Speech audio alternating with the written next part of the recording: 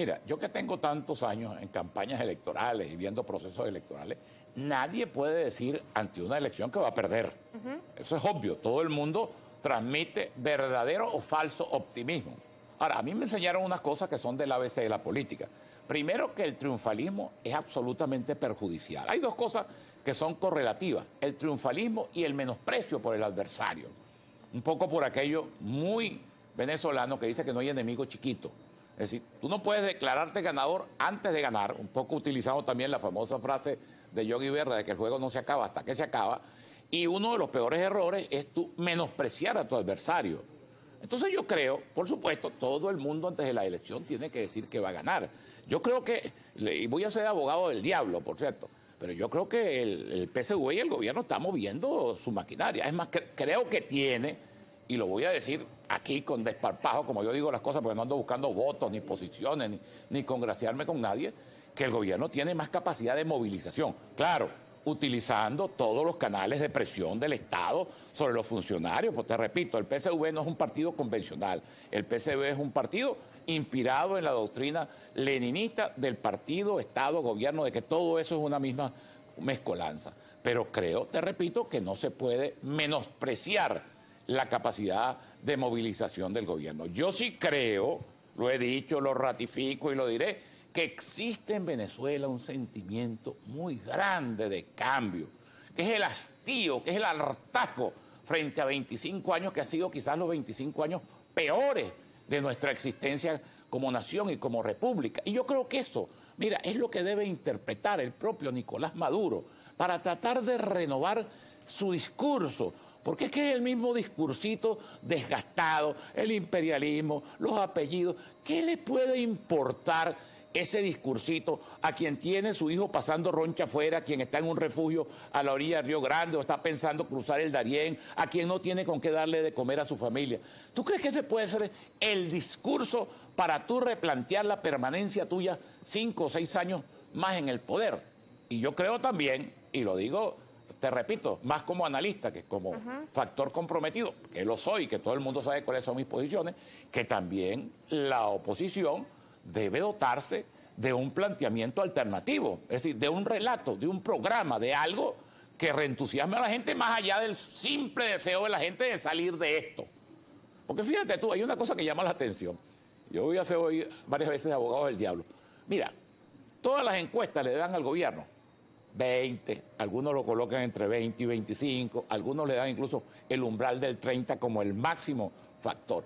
Ahora, tú lo que tendrías que preguntarte, ¿cómo un gobierno tan malo, cómo un gobierno que ha destruido al país y cómo un gobierno que ha castigado, porque los más castigados aquí son los que menos tienen, puede todavía tener 20 o 25% de apoyo? Cuando tú te vas a la realidad latinoamericana, bueno, Dina Boluarte, la presidenta de Perú, gobierna con el 6% de apoyo popular y casi todos los mandatarios están erosionados. Entonces, la gran pregunta para una estrategia opositora es por qué un gobierno tan malo, que ha generado tanto sufrimiento en la población, puede seguir teniendo un apoyo de esas dimensiones. Es decir, la respuesta quizás sea porque hace falta un planteamiento a esos sectores sobre los que el chavismo ha ejercido predominio durante todos estos años, que por cierto fueron los sectores que le fueron leales en los 30 años anteriores a Acción Democrática y en menor medida a COPEI, cómo sigue el chavismo ejerciendo control y que son los que más están sufriendo. Parece mentira, pero donde el chavismo concentra todavía su fuerza es en aquellos sectores más castigados, que están pasando más hambre, que están pasando más necesidad. Ahora, profesor, ¿se parece este momento electoral al de 1998? Históricamente, socialmente, económicamente. Mira, eran otras circunstancias. En primer lugar, había una democracia respetuosa. Fíjate tú que hasta diciembre de 1997, Chávez estaba casado con la tesis de la insurrección, de la no participación. Es más, Chávez llamó a la abstención en las elecciones del 94. Luis Michelena, que en paz descanse y que fue gran amigo mío, convence a Chávez. Le dice, mira, este es un sistema que está moribundo, porque la Cuarta República estaba moribunda. Desde el momento en que hubo la rebelión popular, llamada así, del Caracazo, el 27 y 28 de febrero del 89, esa república estaba moribunda y dio suficientes signos de su estado terminal. Bueno, los 2 golpes militares, la salida anticipada de Chávez del poder, la victoria de Caldera y sobre todo la irrupción con fuerza de la causa R. Y esa clase política que estaba decrépita, que estaba degenerada, no fue capaz de agenciar los cambios que hubieran podido en un momento determinado airear, renovar esa democracia, y eso hizo que Chávez ganara las elecciones, que la ganara con todas las garantías. Yo en 1998 fui miembro del Consejo Nacional Electoral, todo ese año, representante del Consejo Nacional Electoral, y allí Chávez tuvo todas las garantías, todas las seguridades de su triunfo, y el día de las elecciones, una vez que ganó Chávez, se proclamó a Chávez como candidato. Eso hoy en día habría que verlo, ¿no? Y las condiciones electorales eran otras absolutamente distintas. Ahora, había un hastío, había un cansancio, porque la gente dice ahora que éramos felices y no lo sabíamos. No, no éramos felices. Que estemos ahora 50.000 veces peor, eso es otra cosa. Pero en aquel momento la gente tenía una desafección y un cuestionamiento muy grande hacia la política, hacia los políticos, hacia todo lo que eso representara. Un poco como ahora, una desafección, incluso ameno. Yo te digo, te cuento esto anecdóticamente, que yo en ese tiempo me dediqué a estudiar posgrado, y yo para esa época yo no era un personaje visible, porque yo venía a hacer fundamentalmente política en Barinas, y a mí me daba pena decir que era político. Yo a nadie le decía que era político. En el posgrado que estaba haciendo, por cierto, en la Universidad Central de Venezuela, en Relaciones Internacionales, un día un político destacado me descubrió. Ah, mira, aquí está Rafael Simón, que es político. Que yo daba pena, daba menos.